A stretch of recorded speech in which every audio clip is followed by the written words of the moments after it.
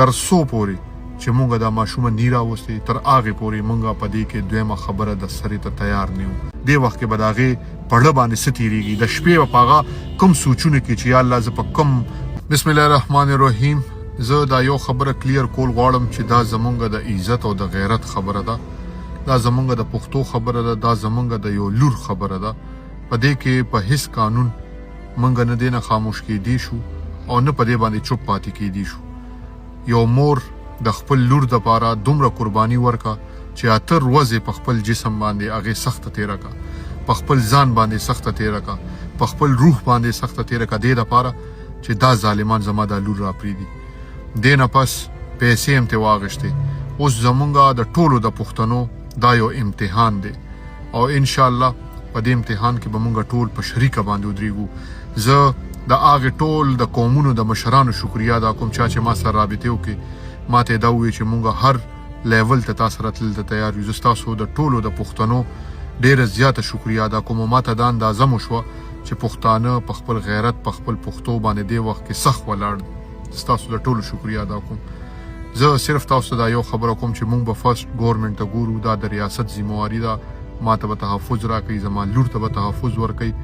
کله مونږ په دې باندې پوه شو چې اوس ریاست ناکامه دی، د ریاست نه کېږي، نو بیا زما تاسو ټولو پښتنو ته دا یو ریکوست چې بیا ما سره ودرېږئ. دا لور به مونږ راولو، په هر قیمت به یې راولو، په هر طاقت به یې راولو، په هر زور به یې راولو. خو زه تاسو ته دا یو خبره کوم چې دا یوازې ستاسو نه بغیر دا نه کېږي. دې کې ستاسو مرسته، ستاسو منډه، ستاسو اپروچ، ستاسو هر لیول باندې به مرسته پکاري. ستاسو بچي به وي، ستاسو اولاد به وي. که نن موږ په دې باندې خاموشي اختیارو نو سبا به دکه بې غیرته، دا بې ضمیره، دا هندوان، دا کافران، دا ډاکوان، دا به راځي او زمونږ دا لوریانې به دکه شانتې بوځي او موږ به ورته ګورو. دا به انشاءالله موږ د عبرت نښه جوړو چې سبا دوی د پښتون نوم ګوري، دوی به سل پیرې سوچ کوي چې دا پښتانه دي. ډېر شو، ډېر یې رانه بوتلو، په ډېر سړو باندې موږ خاموشه پاتې شو د دې وجې چې یاره خیر دی، څه خبره نه ده، سړی دی، را به شي، پیسې والا څه خبره نه ده. موږ اوس هم دا وایو که دغه 14,70,000 یې د مور ورکړي دي هېڅ خبره نه ده، څه خبره هم نه ده.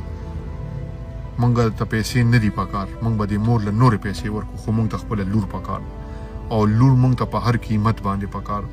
په دغې کې بالکل دویمه رای د سره شته نه. زه دغې خلکو ته دا ریکوست کوم، دا څوک چې ما ته کال کوي او مختلف سوالونه کوي، زه دې ته صرف دا یو خبره کوم چې د ټول نه مخکې مونږ ماشومه راولو، د هغې نه پس په نورې خبرې کوو.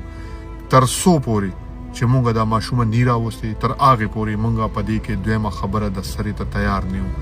تاسو ټولو ته ریکوست کوم که د چا په کوم ځای کې اپروچ وي، په کوم ځای کې د هغه وس رسي، څومره یې وس رسي نو هغه استعمال کړئ. الله به تاسو له دې اجر درکوي. یو وړه ماشومه د 10 کالو دې وخت کې به د هغې په زړه باندې څه تېرېږي، د شپې به په هغه کوم سوچونه کې چې یا الله زه په کوم مخلوق کې را پیدا شویم. تاسو ټول ته زما دا ریکوست دی، تاسو ته لاس نیسم چې خدای ته وګورئ. په دې کې به موږ انشاءالله خپل غیرت پښتو د ټولې دنیا ته ښایو انشاءالله.